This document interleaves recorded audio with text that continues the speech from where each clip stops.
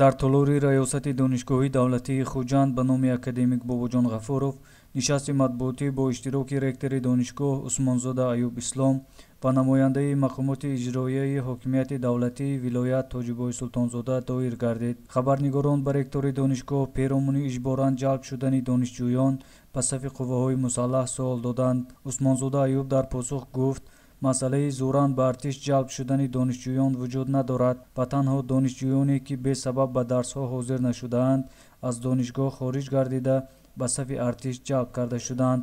ҳамчунин зимни нишаст Усмонзода Аюб аз дастовардҳои соли 2022 сухан кард. тибқи иттилои ӯ дар соли сипаришуда 20 нафар рисолаи докторӣ ва 22 нафар рисолаи номзадии хишро ба дифоъ расониданд. Хабарнигорон ба ректори донишгоҳ оиди сохтмони 13 ошонаи нави донишгоҳ ки мебоист сохтмони он чанд сол пеш ба анҷом мерасид сухан карданд. Усмонзода иттилоъ дод ки бо сабабҳои гуногун сохтмони он ба дарозо кашид, аммо бунёди он албатта дар ояндаи наздик дар назар аст.